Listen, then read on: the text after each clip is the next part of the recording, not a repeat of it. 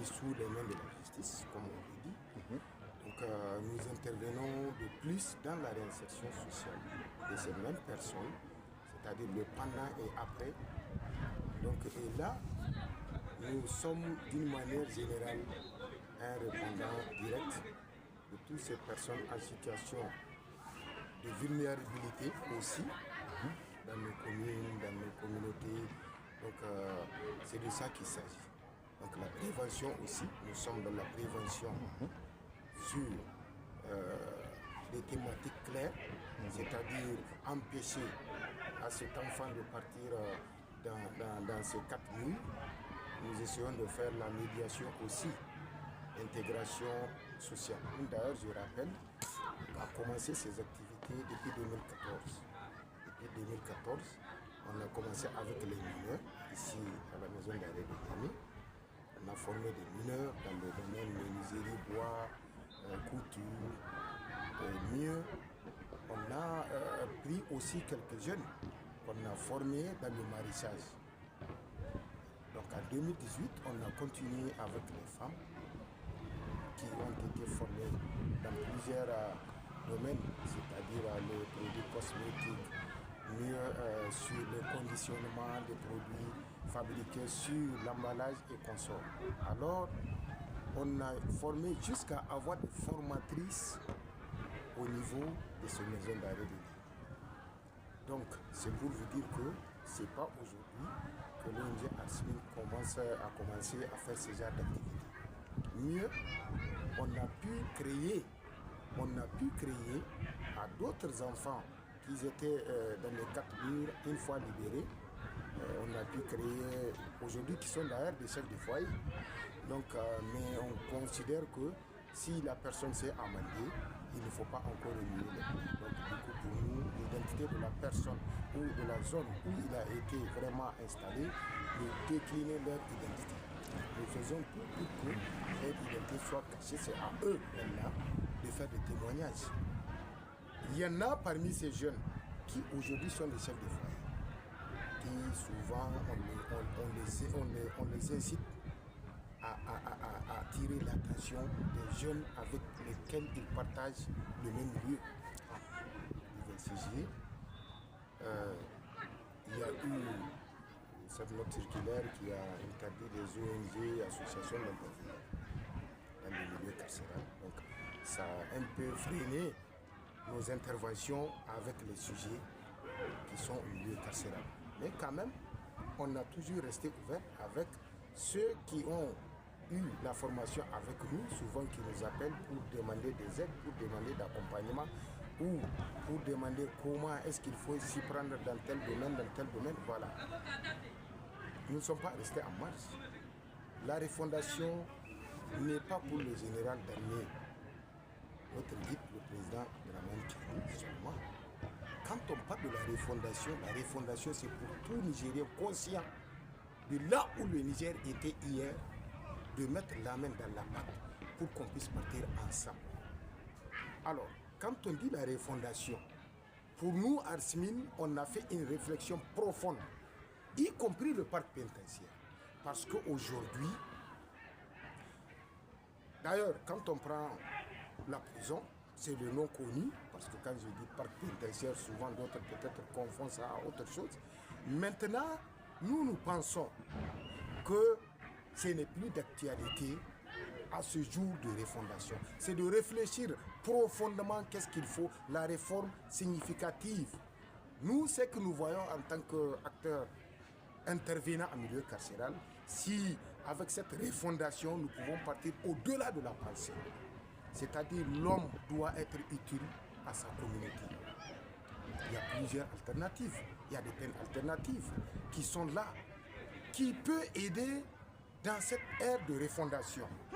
Quand vous faisiez le constat, 99,50% de ces jeunes qui sont entre les 4 murs sont des jeunes.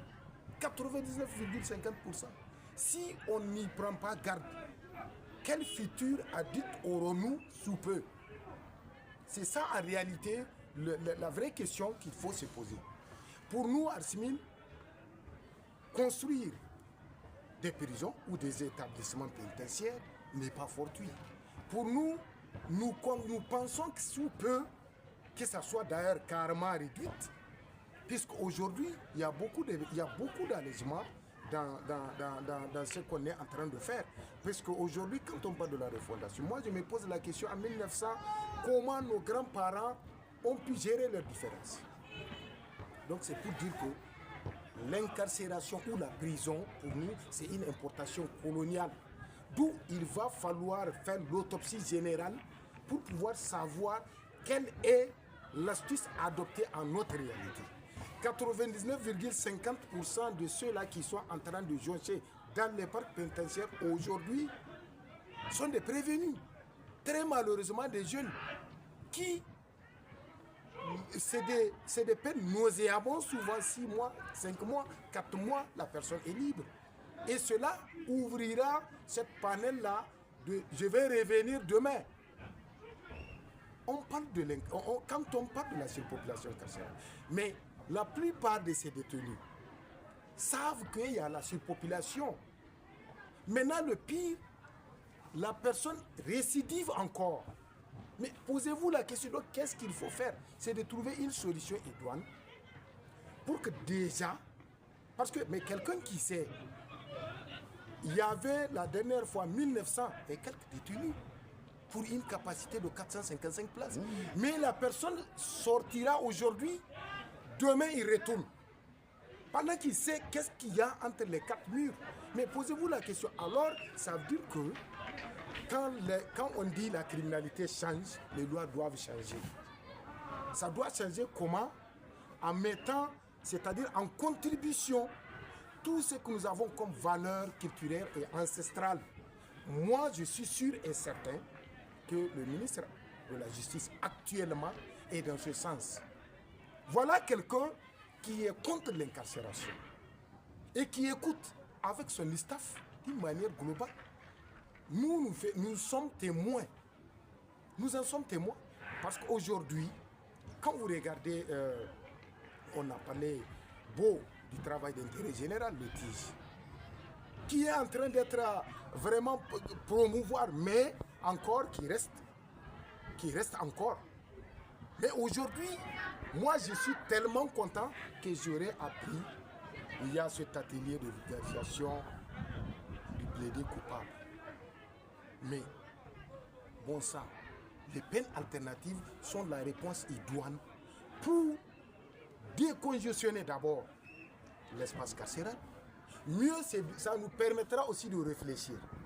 Qu'est-ce qu'il faut faire pour éviter que les prisons soient encore jonchées de tous ces jeunes qui vont et qui retournent encore demain? Moi, je pense que construire des prisons n'est pas la solution.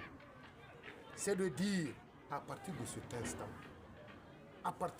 instant, qu'il y ait de nouvelles dynamiques, qu'il y ait de nouvelles peines qui ne sont pas celles de l'incarcération. C'est possible. C'est possible. Il y a plusieurs chapelets de peines alternatives qui empêchent vers l'incarcération. Qui l'empêchent? Mais aujourd'hui, Dieu a fait que nous avons un ministre écoutant, regardant, et qui sait en réalité la vraie raison pour laquelle aujourd'hui les prisons sont jonchées. Mieux, je viens de vous dire qu'il y a des ateliers qui sont en train d'être faits dans les régions. Mais ça, c'est à saluer. C'est vraiment à saluer que si tous ceux qui ont précédé ont eu la même vision, je crois que nous ne sommes pas ici où nous sommes aujourd'hui. On parle de surpopulation, on parle de vétusté. Non, moi je crois qu'aujourd'hui, il est grand temps qu'on met fin d'ailleurs à l'incarcération inutile. À l'incarcération inutile de ces jeunes. À l'incarcération. Parce que quand vous regardez, il y a beaucoup de potentialités intellectuelles dans ces 4 murs. Dans ces 4 murs. On en a besoin de tous ces Nigériens pour cette ère de refondation. Quelle que soit la personne, si ce n'est pas un criminel, mais qu'est-ce qu'il a bon sens à faire derrière ces 4 murs? Alors il faut réfléchir, redynamiser la justice, refonder encore, et comment est-ce qu'on appelle la refondation là est une réalité. il faut que les gens y croient. Il faut que nous nous battons pour trouver des solutions idoines, pour dire c'est à partir de 2030 qu'au Niger, sur les 44 établissements pénitentiaires, ça ne reste que 20.